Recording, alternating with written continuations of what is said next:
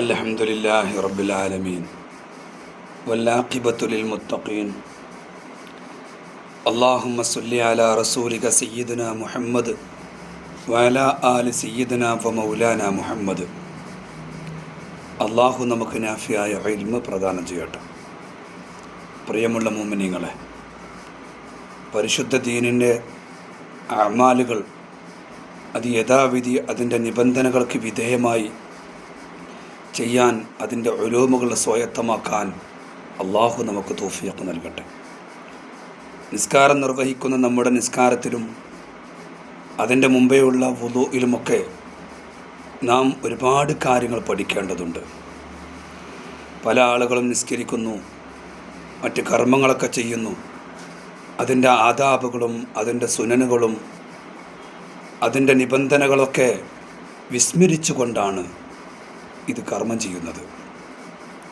അള്ളാഹുവിൻ്റെ കോടതിയിലെത്തുമ്പോൾ മഹത്തുക്കളായ ഇമാമുമാർ, ഫുഖഹാക്കൾ നമുക്ക് പഠിപ്പിച്ചു തന്ന ഈ കർമ്മശാസ്ത്ര മുറകളെക്കുറിച്ച് എന്തുകൊണ്ട് പഠിച്ചില്ല എന്ന ചോദ്യത്തിൻ്റെ മുമ്പിൽ ഉത്തരം കിട്ടാതെ നാം കഷ്ടപ്പെടുന്ന രംഗം വരാനുണ്ട്. അതുകൊണ്ട് ഓരോ ഇൽമിൻ്റെ ശലഭങ്ങൾ ഞാൻ നിങ്ങൾക്ക് പറഞ്ഞു തരുന്നു. നിങ്ങൾ പഠിക്കണം. ഇതുകൊണ്ട് നാളെ ഉഖ്ബദ്ദാർ, പാരത്രിക ലോകത്ത് വിജയം വരിക്കുന്ന കൂട്ടത്തിൽ പെടണം. അതാണ് ഇതിൻ്റെ ലക്ഷ്യം. അള്ളാഹു സ്വീകരിക്കട്ടെ. വുളു ഉണ്ടാക്കുന്ന ഒരാൾ അദ്ദേഹം തേച്ച് കഴുകുക എന്നൊരു കാര്യമുണ്ട്, വളരെ പ്രധാനപ്പെട്ടതാണ്. കാല് കഴുകുന്ന സമയത്തൊക്കെ കാലിലേക്ക് പൈപ്പങ്ങോട്ട് തിരിച്ചു കൊടുക്കുക എന്നല്ലാതെ തേച്ച് കഴുകുന്നത് അധികം ആളുകൾ ചെയ്യുന്നില്ല.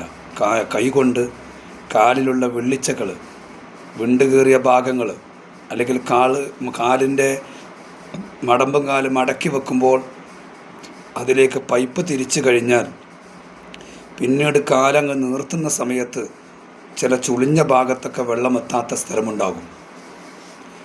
അതുപോലെ കാൽ വിള്ളിച്ച ഉള്ള ആളുകൾ അതിൻ്റെ ഉള്ളിലോട്ട് ശരിക്ക് കൈകൊണ്ട് തന്നെ തേച്ച് കഴുകണം. എത്രത്തോളം എന്ന് വെച്ചാൽ, കാലിൽ ഒരു മുള്ള് തറച്ചാൽ, ശ്രദ്ധിക്കണം, കാലിൽ ഒരു മുള്ള് തറച്ചാൽ ആ മുള്ള് നമ്മൾ കാണുന്നുണ്ടെങ്കിൽ ആ മുള്ള് എടുത്ത ശേഷമാണ് നാം വുളു എടുത്ത് നിസ്കരിക്കേണ്ടത്.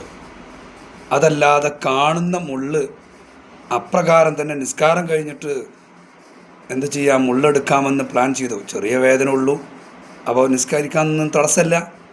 അങ്ങനെ വന്നാൽ ആ മുള്ള് എടുക്കാത്തതിൻ്റെ പേരിൽ അദ്ദേഹം കാല് കഴുകുന്ന സമയത്ത് തയമ്മും ചെയ്യണമെന്നാണ് പരിശുദ്ധ ദീനിൻ്റെ ഫുഖഹാക്കൾ പഠിപ്പിക്കുന്നത്. മനസ്സിലായോ? കാലിലുള്ള മുള്ളെടുക്കാതെ നിസ്കരിക്കുന്നുവെങ്കിൽ അവൻ ആ കാണുന്ന മുള്ളുണ്ടായിരിക്കെ അതെടുക്കാതെയാണെങ്കിൽ അവൻ അതിന് പകരം തയമ്മും ചെയ്യണം. ഇനി മുള്ളെടുത്താലോ, ഇങ്ങനെ പൈപ്പ് തിരിച്ചാൽ മാത്രം പോരാ, കൈകൊണ്ട് ആ മുള്ളെടുത്ത ഭാഗത്ത് പ്രത്യേകം തേച്ച് കഴുകണം. ഇങ്ങനെയല്ലെങ്കിൽ അവൻ്റെ നിസ്കാരം സ്വഹിയാവുകയില്ല എന്ന് കർമ്മശാസ്ത്ര പണ്ഡിതന്മാർ നമ്മെ പഠിപ്പിക്കുന്നുണ്ട്.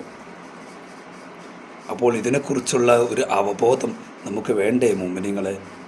നമ്മൾ പഠിക്കണ്ടേ? അള്ളാഹു നമുക്ക് നാഫിയായ ഇൽമ തരട്ടെ ഇൻഷാ അള്ളാഹ്. വരും സന്ദർഭങ്ങളിൽ ഇനിയും ഉലൂമുകൾ പറയാനും നിങ്ങൾക്ക് കേൾക്കാനുമൊക്കെ അള്ളാഹു തൗഫീഖ് നൽകട്ടെ. അസ്സലാമു അലൈക്കും വറഹ്മത്തുള്ളാഹി വബറകാതുഹു.